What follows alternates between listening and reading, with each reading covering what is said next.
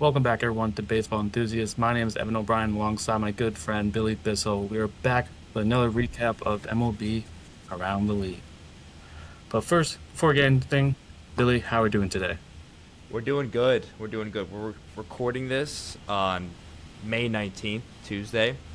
And aside from baseball, it is game one of the Eastern Conference Finals for the Knicks. So I think we're both really excited about that. So I'm hyped about that, but I'm hyped to talk about baseball again after a week off. Definitely my fault for the bad comms, but excited to talk ball. It's as Evan, you got your Knicks hoodie ready. I got my Knicks shirt on right now. We're fired up. It's really fun time in New York right now, and baseball's getting a little bit better well, maybe for one team it's getting better. One team might be falling off, just not falling off, but say is in a bit of a bad stretch. Yeah, but enough about basketball. Let's talk about one of the hottest teams this year. We haven't talked about them at all last year, but Chicago White Sox, South Side contenders potentially. Stars like Murakami and Davis leading the way. You have other stars on this roster that are pretty much guiding them. It's a young core. It's a young core. Montgomery Vargas, uh, Edgar Quero with the walk off and the Chicago series. But how how locked in and how confident are you in the Chicago Cubs team? Oh, Chicago White Sox team competing in the postseason. I think, I mean, in the postseason is a tough ask. I think right now we can just enjoy what they're doing. It's kind of like this fun stretch where no one really believed in Murakami. None of this, not a lot of scouts, not a lot of front offices wanted to pay him the money that the White Sox gave him. They were worried about his defense being too much of a liability to where his offense wouldn't be able to make up for it. But listen, as much as people who have watched them play have said, he looks fine at first base, and if you're hitting 40 plus bombs, who really cares? So for the postseason aspirations, I don't know if I can speak too much on that. They're certainly a fun team right now that, you know, hitting homers in the postseason sometimes I feel like can vary a little bit more. It's not as consistent, and I don't think a lot of the best teams or a lot of the World Series teams that we remember were just hitting bombs all the time. But still, I think it's fun. It's a fun story, and it's really cool to see the White Sox and the Cubs both competing at a high level. I was just listening to Foul Territory earlier today, and AJ Przinsky was saying how he was on a bunch of rivalry weeks, and the most underrated rivalry was with the White Sox and the Cubs, and it was because when they were both competing and they were both really good teams, it was fun. These two teams genuinely didn't like each other, especially the fan bases. I guess it's maybe a light Mets Yankees type of thing. But I think for the White Sox themselves, I think it might be a little bit too early to start thinking about postseason aspirations. But I think it's a fair question to ask to see if they can continue into September and October baseball. Yeah, because if we look through this roster, the main concern I'd say is going to be the starting pitching. Obviously, Davis Martin right now is the certified ace for this team. Has a 1.61 ERA, 3.1 WAR, and the rest of the staff is in the four for the ERAs. Not the best, but for what they have, do you think they're going to possibly reach out for pitching? There's one name that's down in Miami, potential Sandy Alcantara. That's a name that's Yep. been across a lot of teams' mind. Some like the other Chicago team and some other teams that need pitching with some injuries. But this is a team that has pitchers that are healthy but aren't the caliber pitchers that you would see. They need at least some more length in that rotation. I think the Sandy option is interesting just because he's in the fifth year of his contract. Just looked it up, and they're gonna have to pay him. And the White Sox paying people is a foreign. It's a foreign idea, you know, uh, except for just this past off season. So it would be awesome to see the White Sox buying into a starter, which is something that maybe a lot of front offices, at least maybe that's just from my angle because the Mets don't like to do it, buying into a high leverage or a really good, just a really good starting pitcher, an ace. But I mean, it could happen. It could happen, but they'd have to pay him. And if the if the White Sox are going to stay competitive the rest of the season, they're going to look at their team and see what they need. They're going to need most. And right now, it's like you mentioned, it's the starting pitching. So why not try and go get a guy that it can be an ace? And if you want to pay him, he's going to be worth the money. You see yourself being competitive. You have that young core of talent around you. I think why not take a shot at a guy like Alcantara to make some noise and to be the front end guy for your rotation. Exactly. And like speaking of like the posting and stuff, we're just gonna look at the American League leaders. You have the Rays, Yankees, Guardians, White Sox, and Athletics just at 500. So these are 500 ball clubs, with the A's just being at 500. And it's pretty shocking, maybe a little bit concerning, of how these other teams who, like the Astros, the Mariners, the Blue Jays, even the Orioles, who are made, I believe, 21 and 22 and haven't really gone back to that hump. And like that's the point where I see the White Sox making that jump, just with every team struggling. Like the whole AL West is completely like torn apart. Like everyone's struggling over there. The Centrals, both Centrals are competitive. The AL, not so much, but you still have the Tigers who can compete and the Royals who could, but those two teams are struggling.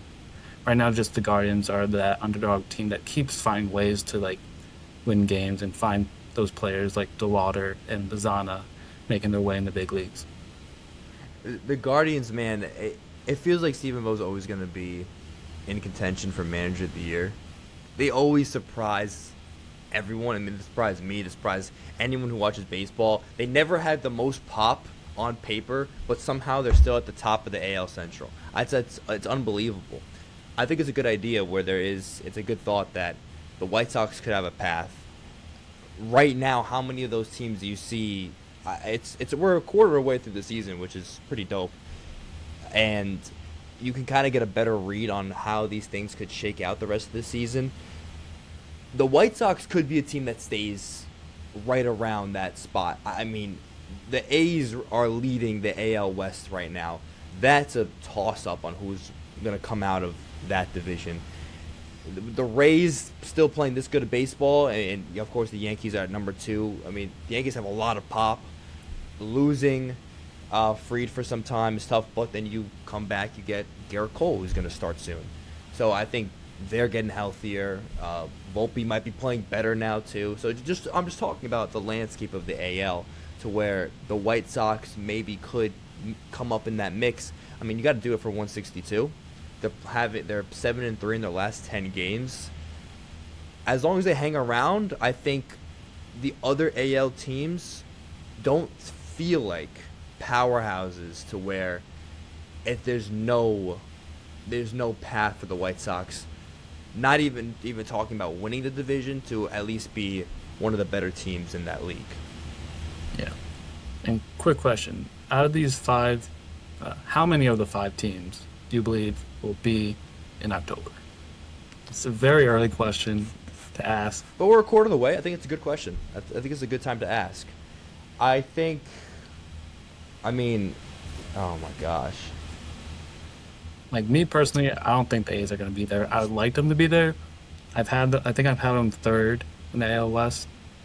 My predictions when I make them for myself, but other than that, I don't think the A's. I really hope so. I think the Rangers are going to be. I think the Rangers are. They're playing right around 500 baseball, but I think the Mariners are. The Mariners are probably like they just can't. They can't hit right now, and that I feel like can come back a lot more. I mean, I'm sharing on my experience with watching the Mets. The bats have been a lot better recently, and that was the main story with them, is that guys weren't hitting. So I think the Mariners have hitters. Brendan Donovan goes down. That was a world class hitter for the Mariners, but they still have guys, and I think they'll actually be more towards the top, and not under 500. I think if there was one of those teams, I think I'll go right there with you, with the A's being the team that kind of falters a little bit more. Like you're leading a division with being a game under 500. Like I mean, it doesn't feel like dominance as much as, I mean, none of these teams feel dominant. I'm not even gonna say the Rays are dominant, but no, it doesn't feel as different as like a Yankees or a Rays to me. So I'll agree with you. I'll say the A's. I feel like I always feel like the Guardians are a team that people are always gonna pick as someone to fall off, but they never do. So my other pick would be the Guardians falling off.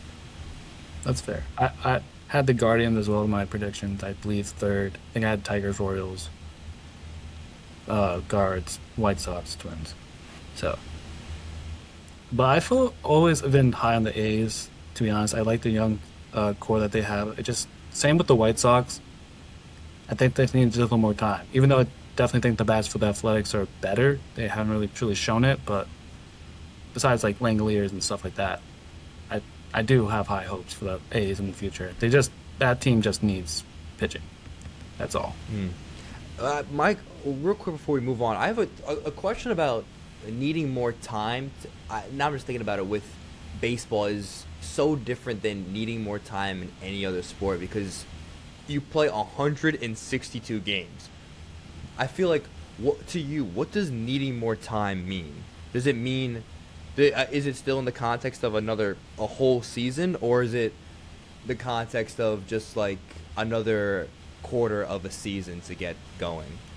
I think for batters, just like the experience of like facing MLB pitching and going through that 162 games a year, because like obviously these guys are not used to that. Like if they're coming from college or just getting picked in the draft and like quickly making their way to the league right away, it's very different spectrum of the game. And so like, and plus failure the game is like pretty much 3 out of 10. So, or success. Yeah. You know what I think also too, like the hitting part, I feel like we also have to try and look at hitting in a, maybe, I don't know, of a different way, but we have to look at the at-bats themselves. This is another whole thing with the eye test thing, and maybe it's tough with intangibles to see it in baseball unless you're like really deep into the weeds. But I'm going back to Murakami, really, is teams that won it because I think it was like, there was a couple stats about, I think his zone contact rate, something about how well he bats balls up that are in the zone, and can he handle velo. Well, 2 points to that. This is all coming from foul territory that I think are great to mention. He hadn't faced a lot of high velocity and NPB over in Japan. Not a lot of guys are throwing 95 plus. And so he didn't have as many reps. So maybe when he did see that 95, he didn't have great numbers because he wasn't seeing it that much. He's seeing different types of spin, more low 90s.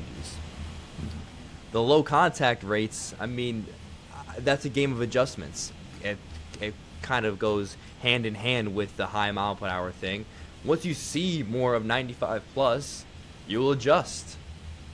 These are high level hitters. These are the best in the world. They're going to be able to make adjustments, and they're making adjustments day after day. They have no time to go over the mechanics or think it over. They play the next day.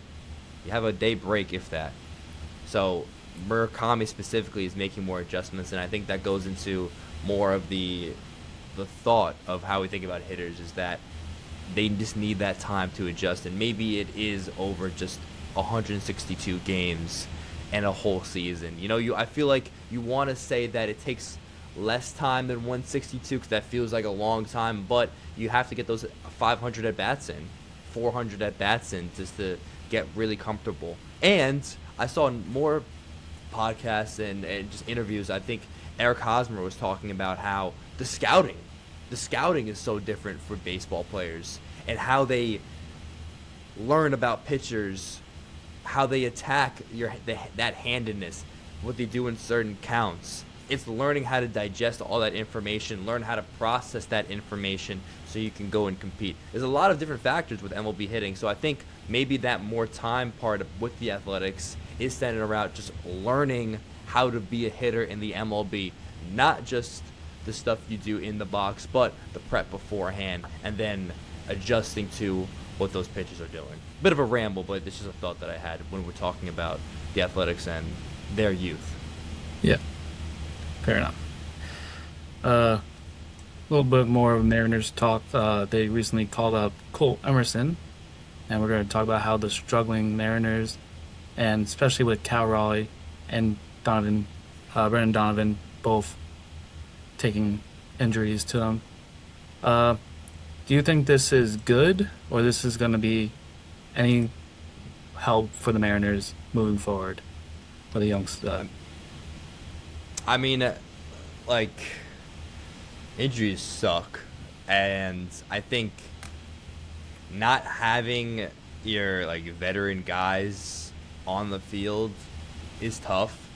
But just thinking about it right now, that you asked me, it's a good question. We don't pre-plan these questions at all, so this is my raw thoughts. I think even with the veterans sitting out, maybe it's a good thing because it paves the way for the young guys to get called up into play. But because those vets and those top players aren't playing, they're kind of watching the game. They're in the dugout. They're able to coach in a different way. They're able to just be a vet.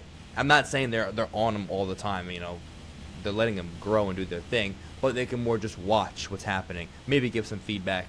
Obviously, they got to focus on what they got to focus on. They're their own players, but you see it a bunch with a lot of different players and taking them under their wing. I know.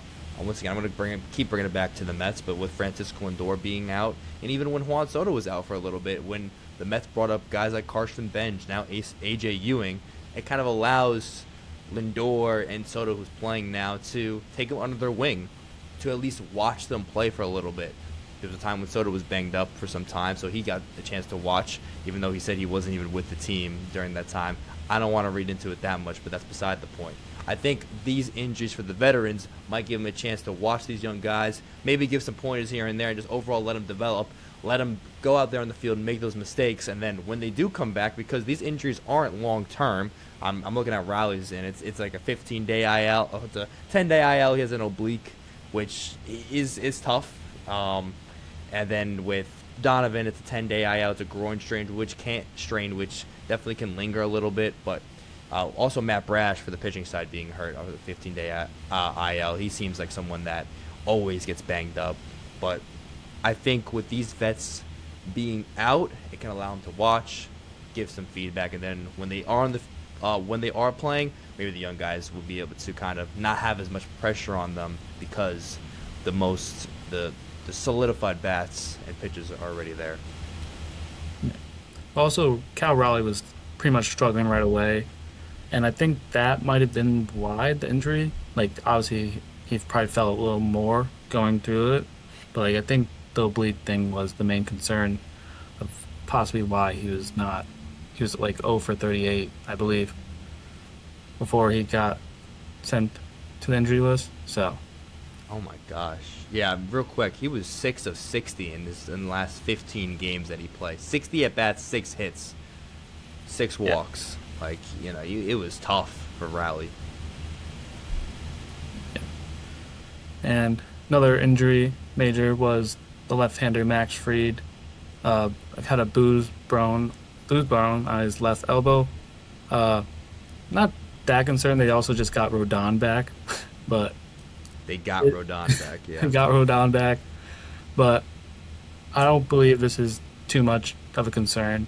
He'll probably be back in a few weeks or so, but still not the best when they recently had a struggling road trip, the Yankees. So yeah. Where are you with the Yankees bullpen?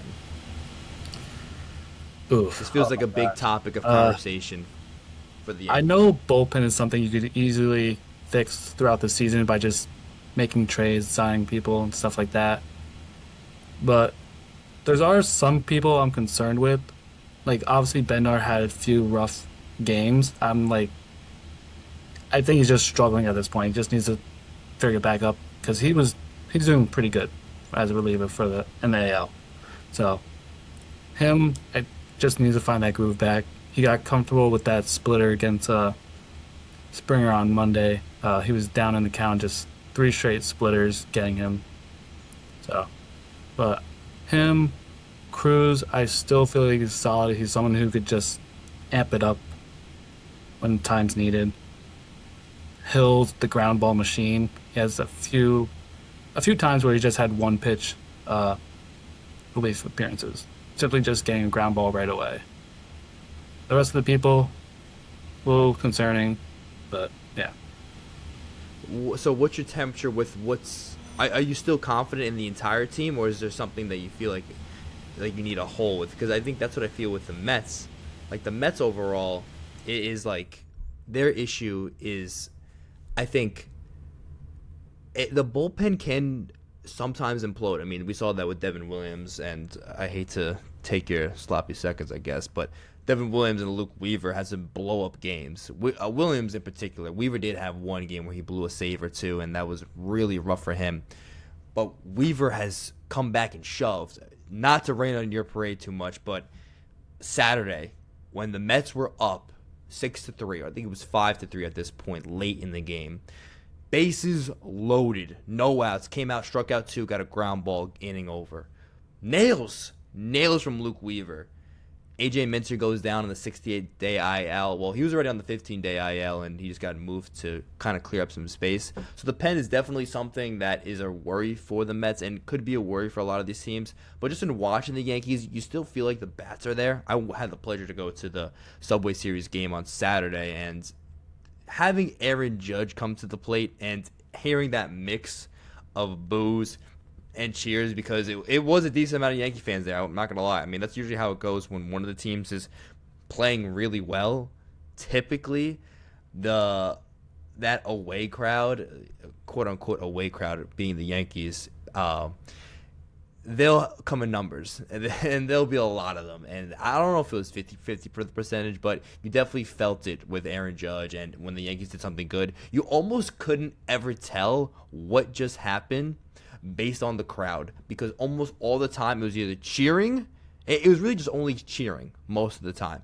So you really couldn't tell if something good happened or something bad happened. It was weird. When some of the big moments happened, like when the Mets got out of that jam with Luke Weaver, there's a loud pop. But then at the same time, I think earlier in the game, when the Yankees got on the board first, it was 1-0. The place was pretty loud for Yankee fans. So it's kind of tough to tell the difference there. The Yankees, man, they're second place and they still feel really good. They're hitting a decent amount of homers. Aaron Judge is homering. Ben Rice has a sweet stroke, man. I mean, he had a homer on Sunday. He just looks really good. How long can he keep this up for? I remember we talked about him as a potential MVP candidate.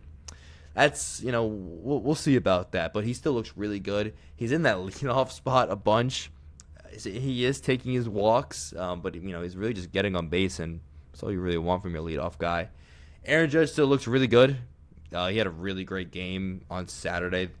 I think he had a double and a knock. He had at least 2 hits that game too. So he looks really good at the plate. Now you get your ace, Garrett Cole, back. That is the biggest thing. Like, finally, after down for the entire season, coming back, either as soon as this week, whether or not the Yankees put him on another rehab assignment, we'll see. But it's either next week or coming up very soon. So you lose Max Fried, who was the guy who looked excellent, and then you get back your true ace in Garrett Cole. And we talked about Carlos Rodon coming back.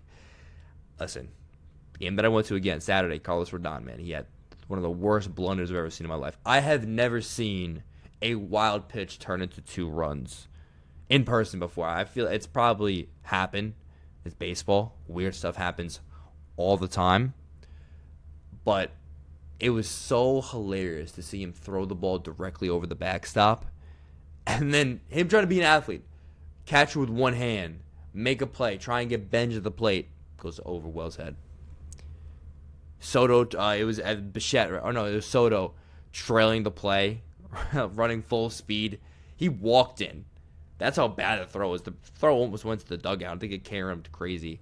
So that was a wild game. But I think Rodon, he's still someone who could probably go out there and get you a few innings. He's just been struggling as of late. Been wild.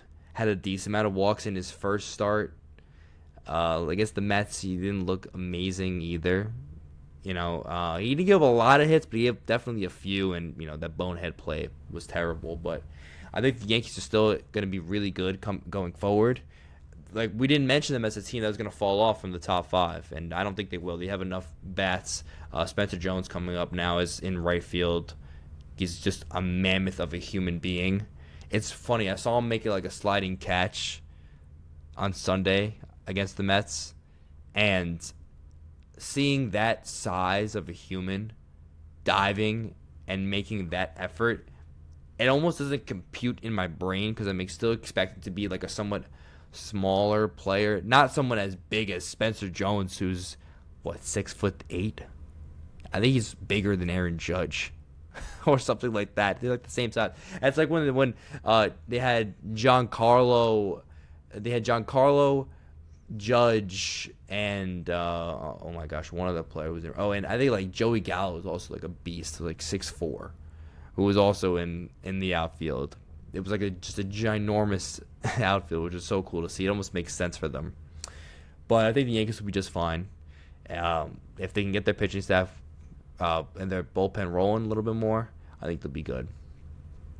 I know we're taking Evans had to go real quick because someone was coming in to fix one of his doors in his bedroom, so it's been just me rambling on. But Evan did an excellent job laying out what he wanted to talk about, so I'll kind of just go through his list. The emblem and the AL East, so definitely excited for that series as Evan is joining me again. But yeah, a lot of really fun series to look out for as we head into the second quarter, or halfway through the MLB season. Evan, welcome back. I just did a lot of the pod. Were you actually talking for that whole time? The entire time. I just went through your notes. I was just like, I gave my thoughts. I went through the notes. We can definitely go back and go through some of these things you want to talk about, but I just started yapping about everything. I think the people have enough of my voice. Moving on, we have the MLB owners and the Players Association, which officially kicked off their negotiation for the next CBA. The current deal will expire for this year of December 1st, and nothing really happened so far for both sides, but there is definitely some major concerns leading forward if things don't come to a conclusion, where we could possibly have a lockout that could impact the 2027 season. I think I remember when I first started hearing this news, I just picture like these two teams in a room, and they just have their PowerPoint presentations up on a projector, and it's like the classic Arial font, and they just like present, and it's just like bullet points of like everything we want. And it's just like, it realistically probably like I said the initial 2-hour long meeting. I'm gonna say it was like 30 minutes per 30 minutes, and they talked about it for another hour aside. Imagine it's like I don't know if you ever took her class, but Professor Mahoney in our class, she had like a timer, and like there's a card for like a minute remaining, and like so someone like orchestrating the meeting, like a minute remaining left on your time. I don't know. I mean, there's some concerns with this. I think it's going to go all the way till December 1st. Who knows if a lockout's going to happen, but I think it is news to note that they did start, but I don't see any resolution anytime soon. Yeah. Speaking of it, what are your thoughts on the whole salary cap? Because I know when you're looking at salary cap for MLB's perspective, comparing it to other leagues, NBA, NFL, NHL, like, it's completely different. Like, when I say completely different, I think simply the fact that one player on the MLB team is completely irrelevant to like one player on an NBA team, or maybe one player on an NFL team. A complete difference maker, stuff like that, for how much money is needed. And so I really hope that there isn't, because also these guys are playing 162 games. Like, I know like injuries aren't like major as like an NFL injury would be, and like money needed for stuff like that, medical bills, but yeah. It's so difficult to feel like to ever take away money from players or from limiting that.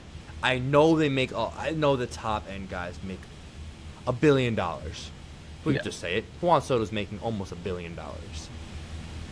I think it's just when you look at the rest of the players and like a team like the Brewers, where most of their players like are way less in comparison to any of the top market teams.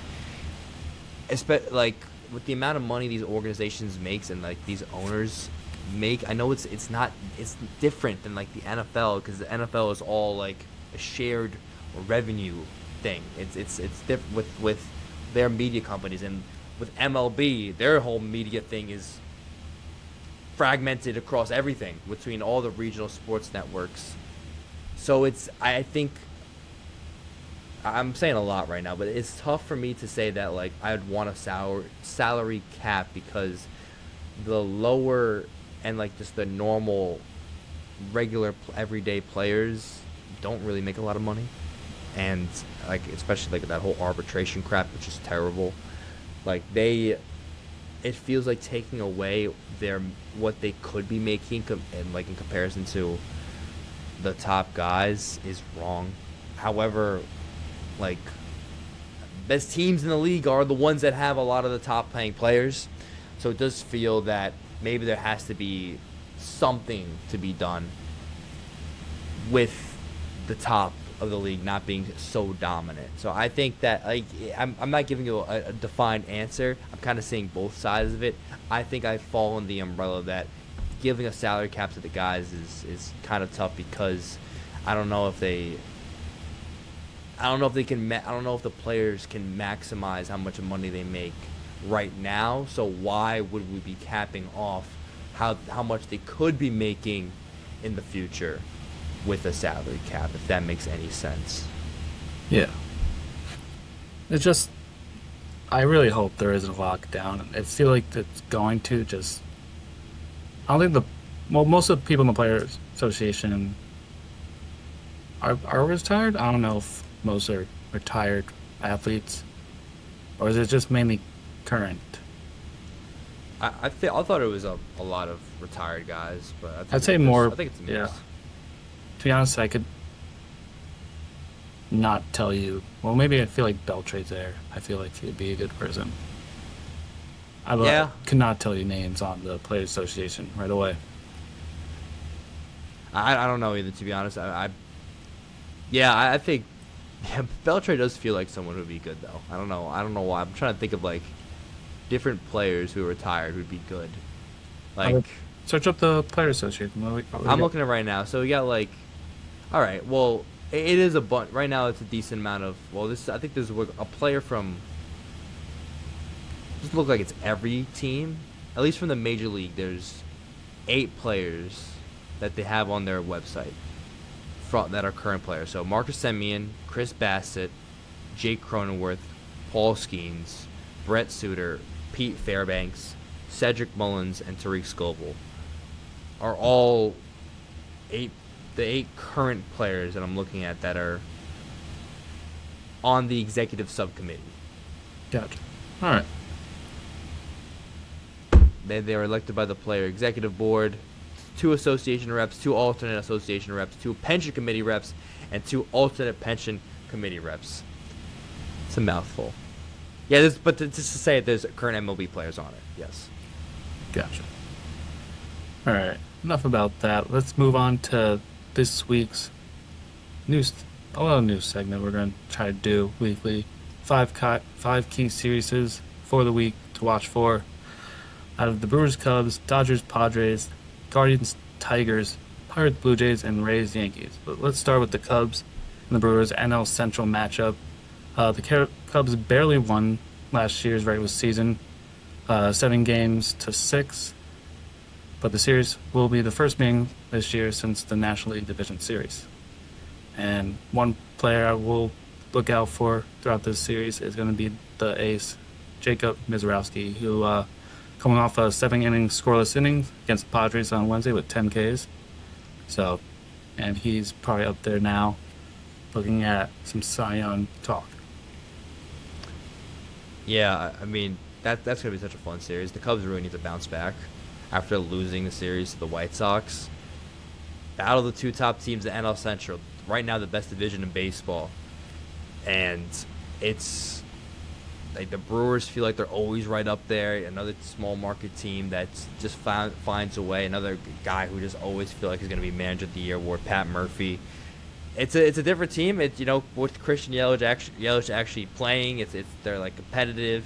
Their pitching somehow still always is like not amazing, but they get the job done because they play scrappy enough baseball to just wear teams down.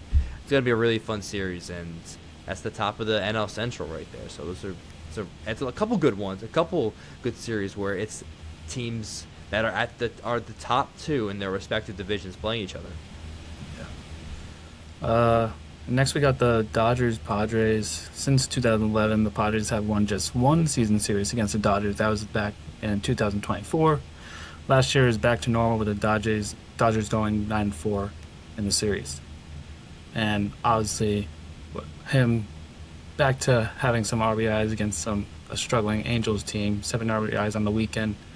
Key watch out is obviously Shohei Ohtani, who will probably pitch this Wednesday, tomorrow. And we're going to see Shohei being a better pitcher because he's so good as a pitcher. He's just a guy, and we said it before, he's a pitcher who could just rake.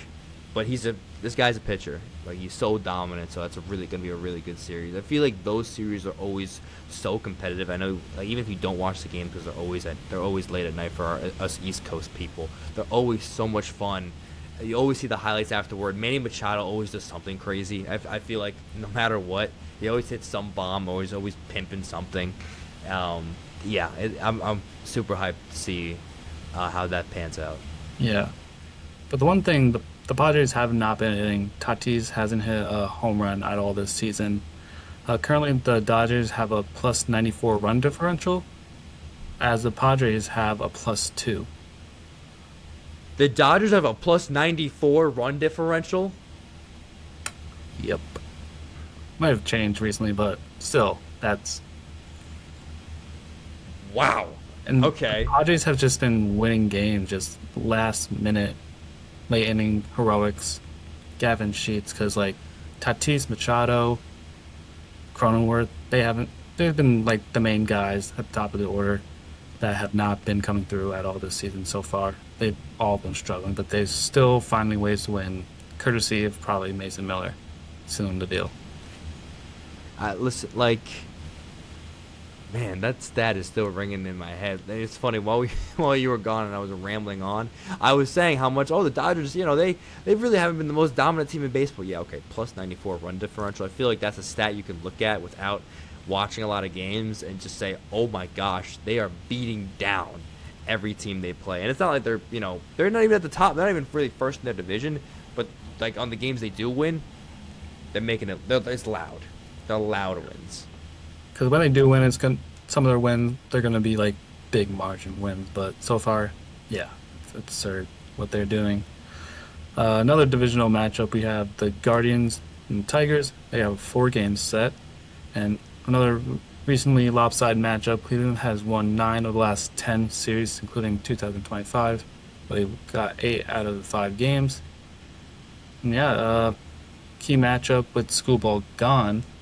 They also, after Schoolball was on the injury list, they called up replacement Ty Mandan, who was also hit by a comebacker on Friday.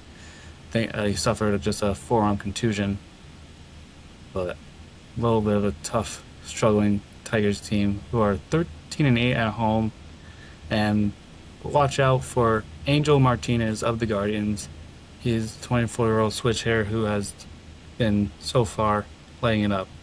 Coming into this series, 7 for 19 with doubles and 4 home runs in the last 5 games. The Tigers, I don't know. Where did you have the Tigers before the season? I think I had number 1. I just thought they were going to repeat. What do you think about the Tigers now? Tigers now, a quarter way past. Yeah. More of a fluke now. To be honest. Oh wait, so what do you mean? Like it's a fluke that they're doing this bad, or a fluke that they're doing? Fluke that they were good. Okay. Yeah. You might be right about that. They're not hitting right now either. Now Schoolboy's out. And just Like, like the scrappy Guardians team throughout the few years. Yeah. Losing guys, but still finding ways to win it somehow with small ball. yes, small ball for the win, baby. That's guard ball for you. And a strange matchup simply because both teams, man, are kind of kicking themselves around. The Pirates and the Blue Jays. Pirates have won the last series they faced in 2014, 2-1.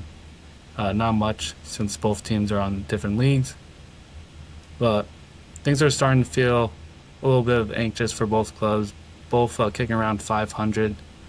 The Blue Jays trying to defend their AL championship, and the Pirates are also struggling as well. But even though he got rocked up a little bit with home runs against him in Philly, Paul Skeens is still the guy to watch out for. He had this little scoreless streak shattered against the Phils. But yeah, what do you think? I of think it's this always series? listen. It's always fun to watch Paul Skeens regardless. I mean, I think the Pirates are always were like this young team that was just like had some expectations, and they're just in a really tough division. You can't say it enough. So I'm excited to see. You know, it's like these two like younger teams that are kind of like feel like the up and up, and yeah, I don't know. I think it's gonna be a good series. Is this one in Pittsburgh or is it in Well, Cincy? funny enough, it is in Toronto, and that is Paul Skeens' first start in Toronto. Well, It's his not first start in Toronto. yeah. Okay. Yeah. I mean, that's that's his first start ever in Toronto. What, this is third year? I guess. Yeah. I guess. Yeah. He probably wasn't. Makes sense. Well, it probably was in Toronto his first year, maybe, or maybe it was Pittsburgh the first 2 years, and maybe just wasn't on the mound. I guess it's an AL team. Yeah. So that makes sense. No, it does. Oh, so they got the Pirates got the Cardinals. They're wrapping up their Cardinals series. Well, not wrapping up. They're starting at their Cardinals series today as we're recording this, and then they go with the Blue Jays afterward. So more like divisional play, and then they'll go into that Blue Jays series. So it should be fun. Should be good. I'm excited to see Skeens on the bump. Yeah. And lastly, the shocking Rays and the New York Yankees will be facing off in a series in the Bronx on the weekend. The Yankees won the last season series 9-4, but the Rays earned a 3-game sweep back in April this year at the Trop. And so far, between the two teams, since 2021 and the 80 regular season games, since then they've split it 40-40. Since 2021.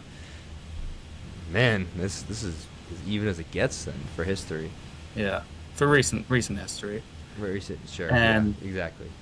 pretty much the key guy to look out for this series is Junior Caminero, who,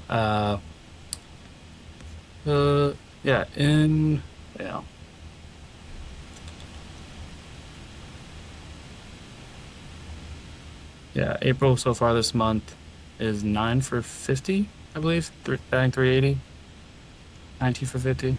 So, But yeah, playing really well. The Rays, I gotta lock it to see what the Rays are actually doing. It just seems like they're just hitting the ball really hard right now. Like they're raking. I think that's what it is. I have no idea. I mean, Junior Caminero leads it, but like yeah, guys like Johnny DeLuca, Yanni Diaz. I mean, the names, certainly names, but it's not anyone you would really expect. Or certainly not a team that has the star power like the most notable, like the Yankees, I guess. So we got to figure out what they're doing. It's gonna be a good series just to really see what's been happening with the Rays in the first quarter of the season. yeah, this takes me back to late 2010s, just weird success with the Rays, just coming out of nowhere. Like 2019, 2021, through that year. Just crazy. They just find ways to just have these guys, find them guys, and just end up piecing them together. Like, you had Randy Arozarena randomly appear out of nowhere. Just tossing up numbers in the postseason as well. Absurd. It's usually the bullpen that is really good. Their defense is awesome, but no, it's like this year they're like very mid in both those stats. They're near the bottom of the league in their bullpen. They're just hitting. Everyone is just hitting right now. Shane McClanahan is pitching really well. He's kind of like their ace. So they have just guys. They have like a pitcher. They have an ace right now, and then the rest of the lineup, like 1 to 9, is playing and just hitting the baseball, plain and simple. Yeah, I do think their pitching staff is all right. I think they have 2 guys on the IL, but they have, I think, Mats. They have Rasmussen. Like, their numbers are just decent. They're doing what they do, just getting through 5 innings and get the job done. Yeah. Pretty much. So. And 5 innings is the threshold, man. That's it. 5. That's all you need to go. And moving forward, just our AL and NL players of the week. I'll start off with the batters in the AL. I did have Randy as a option, but I'll give it to Jake Berger of the Texas Rangers. Batted .421 on the week, 8 hits, 2 home runs, 4 runs, scoring, 10 RBIs, and 3 walks in the week. My NL hitter of the week is someone you disrespected earlier, Gavin Sheets. Gavin Sheets, NL player. He won NL Player of the Week. 4 homers. You said Did you say? Weren't you the one who said Gavin Sheets has not been producing at the top end of the Padres? No, I said it was Tatis, Machado, Cronenworth. I said Sheets was doing his thing still. Oh, I thought you. Okay, I misheard you. My bad. Okay, that's on me. That's on me. Gavin Sheets, 4 home runs his last 5 games, over 500 in the last 7 games. He's been the best hitter in baseball. Padres have been white hot right now. 7 of the last 10 games with wins. We said it before. They're going to coming up on a really good series against the Dodgers. Gavin Sheets has been leading the way for San Diego. Oh, I guess I'll go. Thought you were gonna snake draft it. We're gonna say okay. We could snake draft. I'll pop in my. Yeah. I'll go with my NL pitcher of the week is Christopher Sanchez. Probably actually the hottest team in baseball aside from the Padres, the Phillies. I hate to give the Phillies a platform, but they are 16 and 4 in their last 20 games, and those 20 games started with Don Mattingly become the interim head coach. It is one of the best starts for the first 20 games of an interim manager since none other than Rob Thompson did it when he replaced Joe Girardi back in 2022, and they went on a World Series run. I did a little more digging, and I read an article by Dan Shark Hennessy from the Boston Globe that said Joe Morgan had the best 20 games as an interim manager for the Red Sox in 1988, where he went 19-1. They finished the year 89-73 and went 46-31 under Morgan. They won the AL East in that season, and I think that was really it. They won their division. Nice. But the Phillies look really good. Christopher Sanchez has been leading the way for the Phillies. He 16 innings his last 2 starts. Didn't give up a single run in those 2 starts. He's been a bona fide ace for them. Exactly. As for mine, I'll give it to another Texas Ranger, Nathan Eovaldi. 7 innings of work, 5 hits, 0 runs, 2 walks, and 8 Ks in this 1 start of the week. I also give a shout out to Dylan Cease, also 7 innings, 1 earned run, 3 hits, 3 walks, 9 Ks. So, pretty similar stuff over there between those 2. And as for my reliever of the week, I'll give it to Cleveland Guardians' Cade Smith in his 3 innings of work. 0 hits or runs allowed, 1 walk, 7 Ks, and just 1 little hold in the week. I like the 1 little hold. The 1 measly hold. The 1 measly hold. For me, my National League reliever of the week is Aaron Ashby. Aaron Ashby, who's been a part of that Padres run, has been really good for them so far, and you kind of have to have a guy who would be able to hunker it down, and I think Oh, he's sorry for the Brewers rather. Aaron Ashby for the Brewers. Brewers have been playing really well. He's got 2 saves in this past week, so they've been calling on his name, and he's been delivering. So Aaron Ashby is my NL reliever of the weekend. It's tough to say, not to name someone other than Mason Miller, but we did it. That's good. Good job. Good job there. All right. I think that's the time of the podcast. 21 questions. Where I hope we don't get home notebook again here. this time. Who went? Did I ask you first last time? No, I think no. You asked me second because I took up the entire Alright. time of the last segment. Yes. Oh yeah, you took forever. Holy shit. I didn't get it. I didn't get him. All right. Merrifield. So I have my guy. You could ask your questions.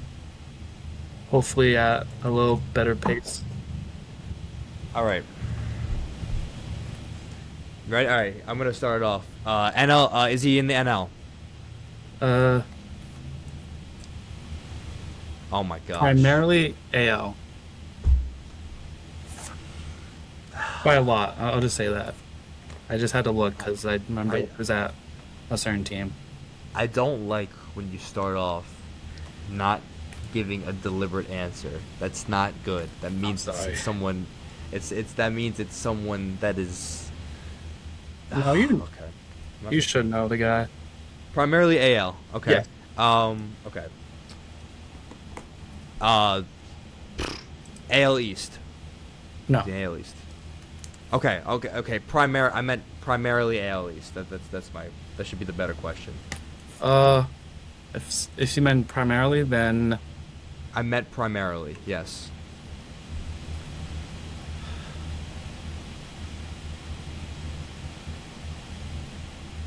I'm Oh God. I might have to ask you. I might have to ask a different question. I might have to give you a pass. Okay. Okay. All right. I'd say he Oh, has so played for AL East. I'll tell you that. I'll give you that.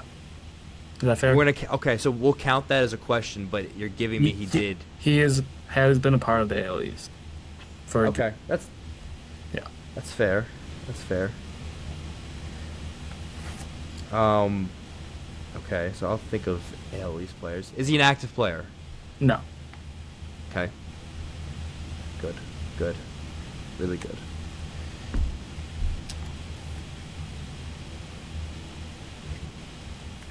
Did he retire in the okay.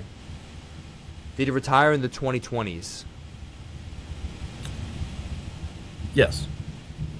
Like Okay. 2020s and beyond, or no 2010s. Did he retire in 2020? Like in the 2020s? Like was his last season in sometime in the past 6 years? No. No. Also, it was before that. Okay. Retired before the 2020s. Okay. But you also, okay, so he's been retired. Okay, so I don't know if that does so much for me. So he retired before the 2020s, primarily in the AL East, non-active. Did he, okay, was the team that he played for did he play for multiple teams in the AL East? No. Okay, that's good. Okay. Well, AL East. All right. Did the team that he played for in the AL East have the color blue in it? No. Does not. Okay, awesome. So, by the way, the Red Sox logo is so ridiculous because it has a blue background, but I know that doesn't count. Yeah, no. Yeah, They do have okay, the so- alternate blue, but yeah, no. That's Or he'll use an Oriole or a Red Sox. Okay. Oriole or a Red Sox. Okay. You didn't do it. There's no way. No, you did a random generator. No. Because we talked about getting jerseys. No. Yeah. That would be crazy. That would be that'd be wild. We talked about getting, and I said Adam Jones. That would be he does fit this timeline so far. Yeah, unfortunately. but it's not him. It's not that easy. Okay, dang it. All right, so he's an Oriole, primarily an Oriole or Red Sox. Okay, all right, this is getting things going. Let's see, what else?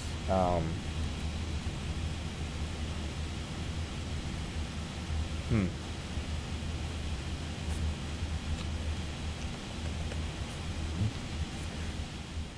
Is he a? Is he a manager? Has he ever been a manager, or has he ever held a position in the organization post MLB? I'd say no. No. No. Okay. Never. Not that I heard of. Okay. That's good. Okay. I'm just going back at seeing like the old questions. Did he primarily play infield? Did he primarily play in the outfield? Not the outfield. Crap. Okay, so did he? Okay, so yeah. Okay. This. I should have asked if he pitched because I feel like. Okay. Did he play the infield? Yes. Okay, good. Okay. He's an infielder. Okay, Red Sox, Oriole. Okay, I'm just trying to get rid of like the long time players. Obviously, he was. Okay, I'm just gonna shoot one of the teams. Did he primarily play for the Orioles? Yes. Awesome, we got the team. All right, this is already all right. This is not a bad start. 10 questions in. On my 11th question, primarily an Oriole.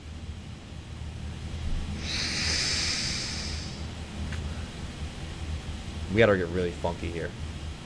An infielder who was primarily an Oriole. Oh my gosh.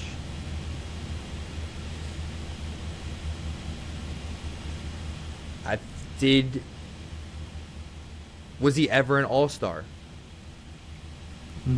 Scroll back up. I believe yes. Yes. Okay. He's an All-Star. We're on question 12, right? I'm on question 12. All right. Good. He was an All-Star. Played in the infields. When he played in the AL East, and when he played in the AL, he did play in the NL though. He retired. He's an All-Star. Oh my gosh.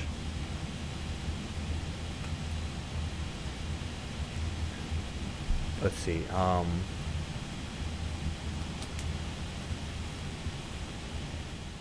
Did he ever make it to the postseason with the Orioles? I would, if I remember correctly, I would say yes. Yes. Okay. Come on. I believe. Yeah. I'm gonna say yes. I'm gonna say yes. 'Kay, I do remember some Orioles years, and like, but I'm also like, was he on that team still, or on it? It's who am I? Oh my gosh, making me work. I'm just trying to get as much information as I can about this guy without actually picking. Let me see if he does have season time. Please. Gosh, where is it on Baseball Reference? I feel like it's gonna. Oh, there's postseason. Okay. Yeah. Let's see.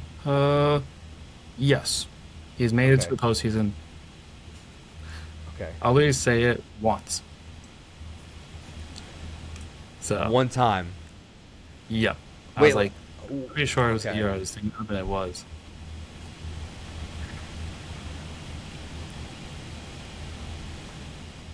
Is he a utility player in the infield? Like, is he playing more than one? No. No. He has one position in the field. I'm on my 14th question. This feels like an easy one. This feels like an easy guess. I feel like he wouldn't do it. I just don't think he would do it. But I'm gonna guess him. 'Cause you gotta get the easy ones out. Is it Chris Davis? No, it's not Chris Davis. All right. Not Are you Chris talking about Davis. which Chris Davis though? With a C, right? Yeah, I mean with the one with the K, I don't think it was ever an Oriole. Oh, not Chris Davis. Awesome. That was a good one to do. I'm not. I gotta check if he made He the postseason. Chris he Davis. primarily played one position. Well, you asked infield. One. Yeah. Oh yeah. Well, he was primarily an infielder. Well, I asked if he played the outfield, and he wasn't an outfielder. Like he played a like if he played a game out there, I'm not counting that He, as he like has that's played a like bunch of times in the outfield. I'm not gonna lie, but yeah. Okay. Okay. Um. Oh my gosh, I feel like I'm in a loop right now. I feel you. Did he? I think I'm like dead here. I'm at fifth. I'm at 15.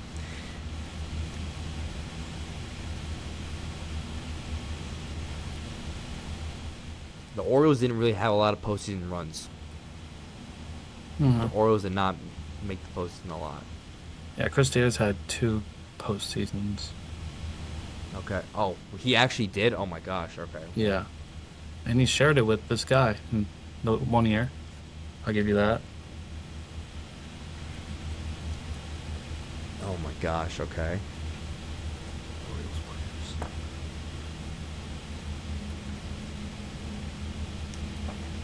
Oh my. I have a name. I have a name. Is it Ryan Mountcastle?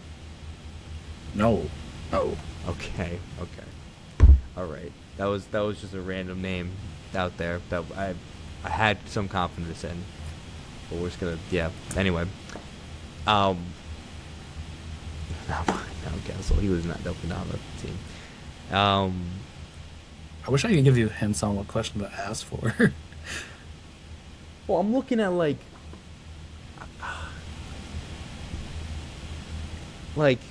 I got the or like I don't I mean I guess I can think outside the box with like an NL team, but I don't know like but like he's most notably known for being in the AL. He was primarily in the AL East, and in among the okay. it's you're- it's it's it's a tough one. It's a tough one when you're asking these questions, some of these questions. But yeah, I feel like I like what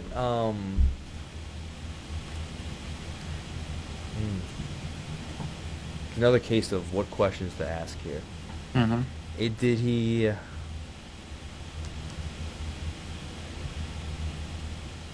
Is he alive? I hope so. Yeah, yeah, he's alive. Okay, he's alive. Okay, all right. Oh my god. Okay, All right. alive is the question. Alive. That's yeah, alive. 17. Maybe I'll call his number and see if he's alive. Yeah. Yeah, please. Let me know. Orioles infielders. Who were unless there's another team I would know him from, I just don't know. He could Did he know- ever play? Go ahead. Did he? Okay, I'm gonna just throw it out. Did he ever play for the Mets? No. Okay. Like maybe you know him more on a other team than the Orioles. So, but this is like, I'll say this. This was the last team he was played for. Was this team? So it's more, I guess, recent. The Orioles was the most recent team he played for. Yeah, I'll give you that. I don't mind giving you that. Okay. Yeah. All right. All right. Thank you for giving me the little hints and stuff because I'm at 18 and I'm like I'm at a loss here. I'm I can't think. I don't know. Did he ever play for the Yankees? No. Okay. No Yankees. No Yankees. Let me know if you want a hint. Yes. I want to. His other team notably played for was in the AL West. So Orioles, AL East team, and there's an AL West team, which he started with. And you started with, okay. I only have so many guesses for the AL West guys. Was the AL West team originally before they moved in California? Wait, originally Was the there like Like I'm talking about when they were the Oakland Athletics, and then like, of course the Los Angeles Angels. Like is the team that he played for in the AL West a California team? yeah, the team like I believe originated there. They had I'll say yes. It's not like the Okay. Dodgers where they were Brooklyn. And, No. I'm saying like, cause the A's moved. Like it's either the A's or the Angels. Was he an A or an Angel? Pretty much, is what I'm asking. Was he one of those two teams? Angels. I'll give you that. Angels. Okay, he was one of. Okay, he was an Angel. All right. Okay, he This should give started it with to the you. Angel. This should give it to you right here now. I don't know if he started with them though. I have a name, but I don't know if he started with them. Oh my gosh. Okay. Did he play shortstop? No. Gone. It's Name's not gone. that. I know who you're thinking of. Name's gone. Name's gone. No idea anymore. I'm completely clueless. Now I'm Angel. He was an Angel. I have two guesses. Are they two He was an players? An- Right? Two players you got? Yeah, I need to Let me get the two. names. two Let me get the names. I need to get two Angels who are also Orioles. Share the two names. I don't know the two names. I had Oh, you two don't? names. You don't? Oh. I don't have two names. I was gonna like I don't. not have a reaction, like close my eyes and cover my mouth in case you like say one of them. No. By the way, the guess that I was thinking of for everyone was Andrelton Simmons, whatever his first name was, Simmons. I think he played for Yeah. the Angels. Mhm. Yeah, that's who I was thinking of. That actually crushed me. That he. Did he play? Oh, fuck. What's his? No, he played. I don't know if he played for the Orioles, but I have another name, I guess. Mm-hmm. Played You can ask first a question, base. then your final guess Played- could be. Yeah. He played first base, big lefty, hit some bombs, but I don't think he was on. That was like later. Big white dude. I don't think it's him though. And I don't remember his name. Did he play first base and was he did he play first base? Did he play first base? He played first base. God, it's him. It's him. It's him. It's him. It's so him. And I think you know that I know who it is, and I can't think of his fucking name. Can't think of his Didn't he name? have like, didn't he have like 4 homers one game or 3 homers in one game or something crazy? I don't. Oh my gosh, what's his name? You want one more hint? Yeah. He has played with an active player, and that active player is Mike Trout. Yeah, I sure. I believe it. I 100%. I know who it is. Okay. I know who it is. Is it Jared Walsh? Something Walsh? Walsh? No, it is. No. It is Who is it? Mark Trumbo. Mark Trumbo. Okay, that's a good one. I feel like I wouldn't have got that, but it's another big Mark Trump W with the most notably. No, I definitely remember him more for the Orioles, I think, but I remember him kind of with the Angels. Yeah, he has he split 4 years both times with the Angels and the Orioles, and he 2 years with the D-backs, and then a random year with Seattle. The D-backs one is tough, yeah. Mark Trumbo, that's the other man. Him and Ryan Mountcastle are like the same person, bro. Like, literally. Yeah, Like, look at Ryan, like literally the same person. because Ryan Mountcastle's actually there. I think definitely the D-backs made him more of a right fielder, an outfielder because of Goldschmidt's still there. Yeah. Like he definitely boosted more of his time in the outfield over there. But Dang it, bro. Orioles, Right? yeah, it was a tough one. Ryan Mountcastle was such a stupid guess. Ryan Mountcastle was still in the league right now, you idiot. Anyway, L guess, horrible guess. All right, all right, all right. Screw me. Pause. It's you now. All It's your right. turn. Uh, 21 questions for Evan. is it an AL player? Oh, hold on. Sorry, I have to. Very I good. have to. Here we go. I gotta make sure I have all of it. Is it primarily question two? Is it primarily? This is a bit of a primarily question. I'll say this.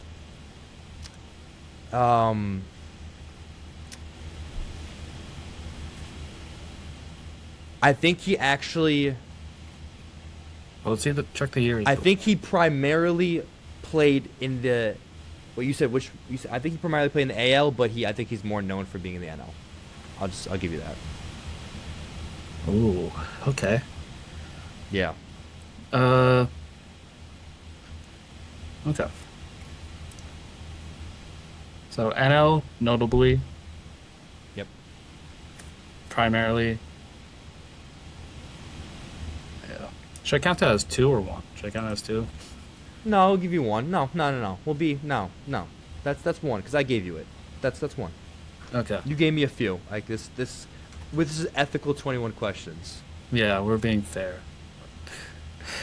Did he notably play for the NL West? No. NL East? Nope. Oh, fuck. Even the Central, god damn it. uh, is he currently active? No.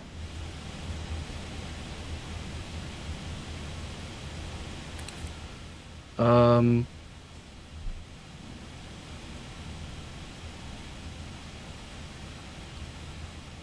did he play for the Brewers? No.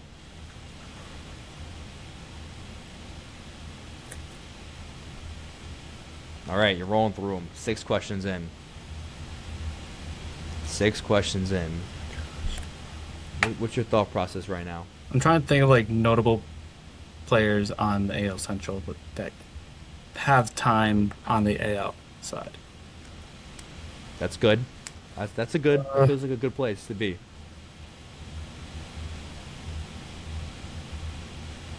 Yeah, man, this is a. Okay, this might just eliminate one. Oh well. Yeah, well, not the Brewers anymore. It doesn't matter. But of the 4 remaining AL Central teams, I don't know of for which one. Did the team he's on make the postseason last year's? So, the Cubs and Reds made the postseason along with the Brewers. So. Okay. Cubs or Red? Did one of the teams that he was primarily okay? It's split. Cubs or Red, or did he make the postseason? The team they went on. Yeah, right. Aside from the Brewers, did the team that he was primarily on make the postseason last year? And the answer is yes. So, Cubs are Red. Cubs are Red. Ooh.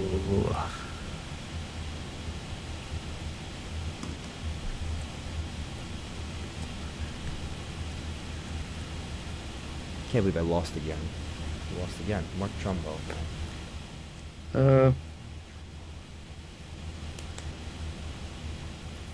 Is he a Chicago Cub? Yes. Ooh. Is he a pitcher?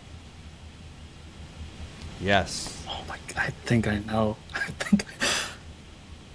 I'm gonna take a guess. Is he John Lester? Yes, it is John Lester. Well done. Ooh. Well done. Go. Well done.